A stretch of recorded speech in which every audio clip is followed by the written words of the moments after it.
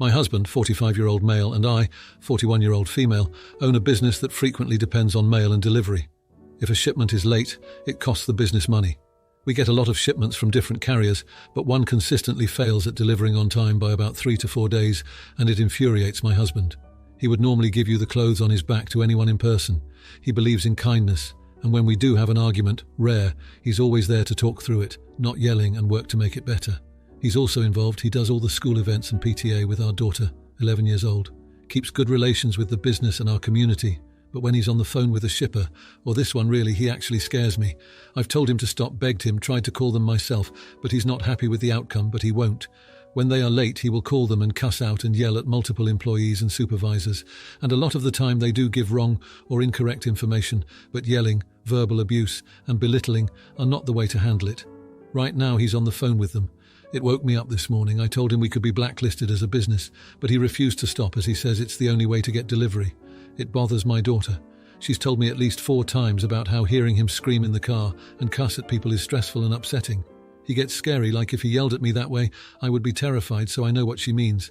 I have threatened to stop my business work because I just cannot stand him verbally harassing these customer service people. He says it's their fault and they should get another job, which he's normally so much more sympathetic, as he knows some people cannot afford or find another job. In person and everywhere else, he is overly nice to customer service, as he knows it is one of the hardest jobs to deal with daily.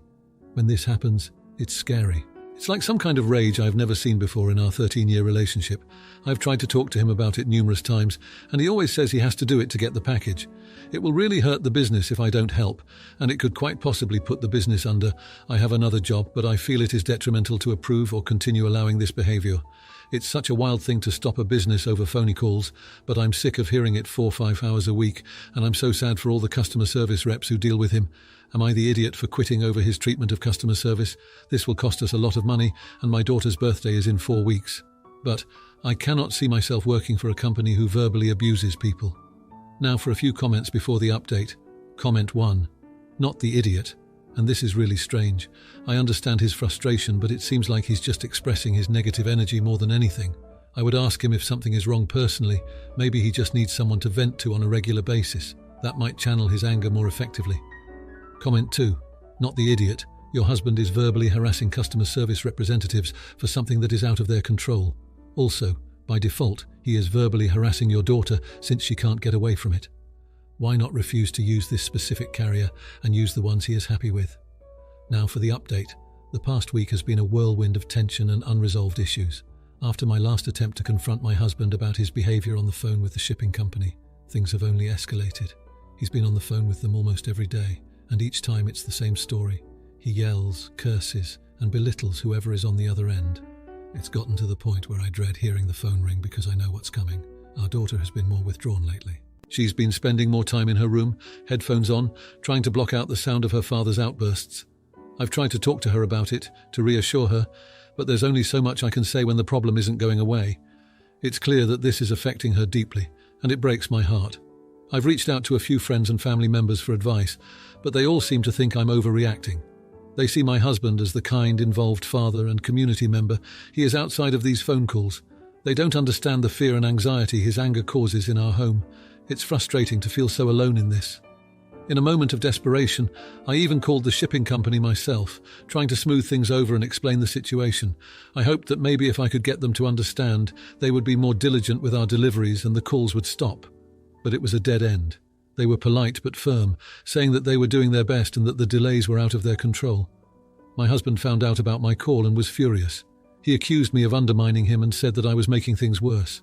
We had a huge argument, the biggest we've ever had.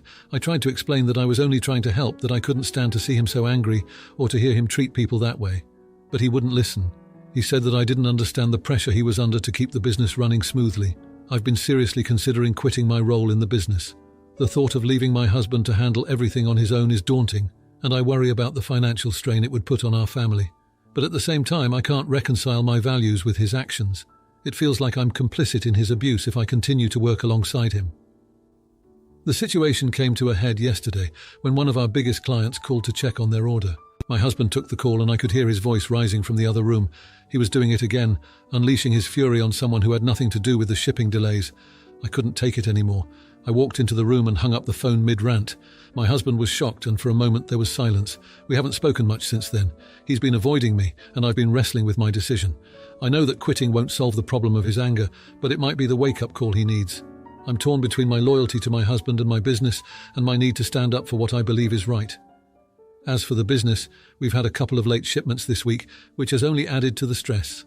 I've been doing my best to keep things running smoothly, but it's hard to focus when there's so much tension in the air. Our clients are getting restless, and I'm worried that if something doesn't change soon, we could start losing them. And then there's my daughter's birthday coming up. I want it to be a happy time for her, but with everything that's going on, I'm not sure how we'll manage. I've been trying to plan something special, but it's hard to muster up the enthusiasm when our home feels so charged with anger. I'm at a loss for what to do next. I feel like I'm standing at a crossroads with no clear path forward. I know that something needs to change, but I'm not sure I have the strength to be the one to change it. It's a heavy burden to carry, and I'm just hoping for some resolution soon. But for now, the situation remains as tense and unresolved as ever. Now for the comments. Comment 1. Been there. My ex-boss used to turn into a fire-breathing dragon over late shipments. It was like Jekyll and Hyde, I swear. It's tough seeing someone flip like that, especially when it's out of character. But hey, no excuse for verbal abuse, period. Your hubby needs a chill pill and maybe some anger management before he burns bridges or worse, his own family. Comment 2. Oh honey, you're in a pickle, but let's not make sandwiches just yet. You've got to tackle this like a cat with a yarn ball, with positivity. Your man's got the temper of a teapot on the boil and it's time to turn down the heat. Maybe introduce him to yoga or meditation. Imagine him saying namaste instead of blowing a gasket. Worth a shot for peace and quiet, right? Now for the next story. My husband Clark, 30 years old, has a brother. Let's call him Drew, 28 years old. Drew got into some major trouble and got arrested for possession of underage intimacy videos. Clark and I did not find out this information until 3 weeks after it happened, when his mother decided to tell us. Now the only reason she decided to tell us in that moment was because 2 local news articles came out 2 days prior to her telling us. So the timing of everything left my husband and me feeling like if it wasn't for the article, they would have kept it from us longer. In those 3 weeks of not telling, his mom had called my husband to set up a Sunday brunch to celebrate his grandma's birthday, including Drew. This planning, now we know, happened after his brother got arrested. So his mom not only was withholding this arrest, but decided it was a great idea to come over to our house with Drew, knowing what he had done. A key part of our reaction also has to do with the fact that we have a 4-year-old daughter. Obviously, upon hearing the news, my husband and I went into full protective mode and did not want him around our daughter. We invited his mum to come over and tell us exactly why he was arrested, the details. Well, that conversation was a waste of time. The entire time all she did was make excuses for him and assure us that he wasn't a bad person. He just made a horrible mistake. Supposedly, this was a one-time thing that happened only for a month back in summer, and it only happened because he got involved with the wrong crowd. The thing is, he got arrested not only for possession, but also for distribution of said pictures. For those who will ask why we spoke to his moom and not him, Drew still lives at home with their moom, and he never reached out to Clark once Clark found out. Our best option at that point was his moom. My immediate response, obviously, is I don't want to see Drew or have him around my daughter. To me, the trust was broken not only with his brother for obvious reasons, but his mom who kept this information from us. How could I trust her to keep my child safe when she chooses to protect her son? Another important thing to note about my response is that I was sexually abused by family members when I was a young child. So anything involving minors makes me even more sensitive. I take my job to protect my daughter very seriously, and I would rather be overprotective in these matters than underprotective. Anyways, his family thinks we're overreacting and are making us out to be the bad guys because we're not supporting Drew in this difficult time. So am I the jerk for basically not wanting his brother around my daughter and me? Also, to add, my husband fully supports my decision and understands where I'm coming from. Now, for a few comments before the update. Comment 1. Not the idiot. You and your husband are on the same page, thankfully, and that is to protect your child. Anyone saying you are overreacting is an enabler. Comment 2. Not the idiot all the way. Trust your gut on this one. Statistically, this was not a one-time thing. Now for the update. Thanks for all the comments on my last post. It's been a rough couple of weeks since I last shared what was going on with my husband's brother, Drew. I appreciate the support and advice everyone gave. Since then, things have escalated. My husband Clark and I decided to set clear boundaries with his family, especially concerning our daughter. We told his mom that Drew is not allowed to be anywhere near our daughter, and we would not be attending any family events if he was present. This did not go over well. Clark's mum has been calling non-stop, trying to guilt us into changing our minds. She keeps saying that we're tearing the family apart and that Drew is already paying for his mistakes. She's been trying to get other family members to talk to us too, hoping they could convince us to forgive and forget. Clark's aunt even tried to mediate a meeting between us and Drew, which we flat out refused. The tension has been affecting Clark a lot. He's caught between wanting to protect our daughter and feeling like he's abandoning his brother. I keep reminding him that our daughter's safety comes first, but it's clear he's struggling with the whole situation. He's been quieter than usual and I can tell he's stressed. We've had a few arguments about it, mostly because he feels torn and I'm adamant about keeping our boundaries firm. Drew, on the other hand, has not reached out to us directly. But we've heard through the grapevine that he's been playing the victim, saying that we're overreacting and that he's being ostracized for a mistake. It's infuriating to hear that he's not taking full responsibility for his actions and is trying to downplay the severity of his crimes. The worst part is, some family members are buying into his story. They're starting to say things like, everyone deserves a second chance and he's still family. It's like they're completely ignoring the gravity of what he did. It's been incredibly frustrating to deal with their attitudes on top of everything else. Clark's relationship with his mom has been the most strained. She's been trying to manipulate him into forgiving Drew, using their close relationship as leverage. Clark is hurt by her actions and feels betrayed that she kept this from us for so long. They've had a few heated phone calls where he's tried to explain our position, but she's not really listening. It's like she's in denial about the whole thing. As for me, I've been having a hard time dealing with my own emotions. The situation has brought back memories of my past abuse, and I've been feeling anxious and on edge. I've started seeing a therapist to help me work through these feelings, but it's a slow process. I'm trying to stay strong for my daughter and my husband, but some days are harder than others. Our daughter is thankfully oblivious to the family drama, but I worry about the day she starts asking questions. We've been careful to keep her away from any conversations about Drew and the situation, but kids are perceptive. I dread the thought of having to explain to her why she can't see certain family members. The upcoming holidays are looming over us, and I'm not sure how we're going to handle them. Clark's family is big on getting together, but there's no way I'm going to put my daughter in a situation where she might be around Drew. We might have to start our own traditions this year, away from the rest of the family. It's been a lonely and isolating time. I feel like we've lost a part of our support system, and it's been tough to deal with the backlash. Clark and I are trying to stay united in front of his family, but it's clear that this situation is taking a toll on our marriage. We're both stressed and on edge, and it's been hard to find moments of peace amidst all the chaos. I never thought I'd be in a situation where I'd have to protect my child from her own family.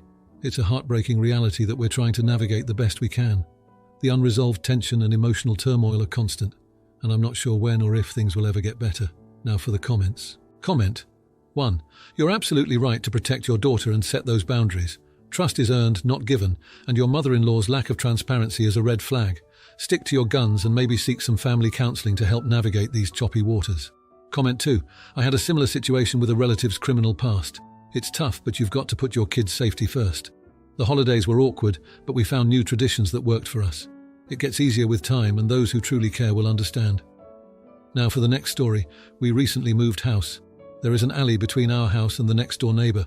The bin for cardboard is in our back garden, and it was new and sealed, so I removed the seal which left a line of glue residue. The other bins were not new and already had our door number on them. The first week, I took our general bin out, and when I went to bring it back in after it was emptied, I found that someone had brought it to our back gate already.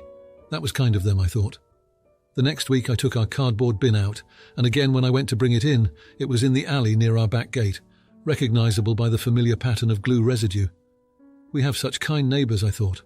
During this week, my partner had been unwell and was pretty much bedbound for 3 days, while I was looking after our baby and house by myself. I really appreciated the help. I did not tell my partner the thrilling story of bringing the bin in. Later that day, I was feeding the baby, and there was a knock on the door. My partner had now gotten up and he answered the door. Afterward, he came and told me that the next-door neighbour had lost her bin. She had left it in the alley, and now it was missing. She asked if we had taken it. He told her no, we haven't got ours yet. It's probably the lone one still left by the road. Oh no. I told him how I had found ours at the gate and brought it in. She must have claimed that one as her own, but only half taken it in. Oops, there was still one unclaimed, unnumbered cardboard bin, so she won't have to go without one. I took a peek next time I went out. The unclaimed bin has a tenant's box and Quavers packets at the bottom of it, as if they were stuck to the bottom when it was emptied. We don't drink or eat Quavers, so I knew that wasn't ours. Besides, I had recognised ours. This week, 4 weeks later, I put our cardboard bin out again, now with our house number on it, and again found it at our back gate after being emptied. I think it's the lovely older man on the other side of us bringing it in. He's offered to take them out for us. Today, my partner went next door to collect a parcel that was delivered there while we were out yesterday, and the neighbour, quite rudely, said to him, "I thought you said you didn't take a bin in," and that she still doesn't have one. He said something to the effect of "ours just kind of appear," which isn't technically a lie, took his parcel and left. The other bin remains on the street, unclaimed. Am I the idiot for taking our bin? Now, for a few comments before the update. Well, actually this post didn't have any comments now for the update, so it's been 2 weeks since the bin mix-up and things have settled down quite a bit. After the awkward encounter with the neighbour about the missing bin, my partner and I decided we should clear the air. We didn't want any lingering tension over something as silly as a bin, especially since we're new to the neighbourhood and keen to make a good impression. We baked some cookies, nothing fancy, just a simple chocolate chip recipe that my partner swears by, and went over to the neighbour's house. It felt a bit like a peace offering, and honestly, I was nervous. I didn't want to start off on the wrong foot with the people living next door. When we knocked on the door, the neighbour answered with a cautious look on her face. But as soon as she saw the cookies, her expression softened. We apologised for the confusion and explained that we had mistakenly taken her bin, thinking it was ours. We told her about the unclaimed bin still out on the street and suggested that it might be hers. She seemed to understand and even laughed a little when we told her about the tenant's box and Quavers packets that we found in the other bin. She admitted that she does enjoy a packet of Quavers now and then. It was a relief to see her smile and accept our apology, and the cookies. The neighbour mentioned that she had been stressed out because she was organising a big family gathering, and the missing bin was just one more thing on her mind. We chatted for a bit, and she ended up inviting us to the gathering as a way to meet the rest of the neighbours. It was a nice gesture, and we accepted. The family gathering was last weekend, and it was a lot of fun. We met several families from the street and everyone was welcoming. They were all curious about the new folks who had moved in, and we shared a few laughs over the bin story, which by now had become a funny anecdote. The older man who lives on the other side of us was there too. He's the one who had been bringing our bins in for us. We thanked him for his kindness, and he just waved it off, saying it was nothing. He's a retired gentleman who enjoys staying active and helping out where he can. We offered to return the favour whenever he needed it, and he seemed pleased with that. As for the unclaimed bin, it turned out to belong to a house a few doors down. They had been away on vacation and hadn't realised their bin was missing. When they returned and heard about the bin saga, they retrieved it with a chuckle. Now, every time we take our bins out, we make sure they're clearly marked with our house number. And when they're brought back to our gate, we always give a little wave of thanks to our neighbourly bin hero. The neighbour who lost her bin has been friendlier since the cookie peace offering. She waves when we see each other and has even offered to keep an eye on our place if we ever go away for a few days. In the end, what started as a small misunderstanding turned into an opportunity to connect with our neighbours. We're feeling much more at home now, and it's nice to know that we're part of a community that looks out for each other, even if it's just in the small matter of taking care of bins. It's the little things, after all, that can make a place feel like home. Now for the comments. Comment 1. Oh man, I've been there. When I first moved into my place, I accidentally snagged my neighbour's mail. It was an honest mistake, but boy did I feel like a schmuck. We all have those new to the neighbourhood blunders. It's how you handle it afterwards that really counts. Comment 2. Hey, why not leave a note on the unclaimed bin with your contact info? That way, if it belongs to someone who's just as confused, they can get in touch.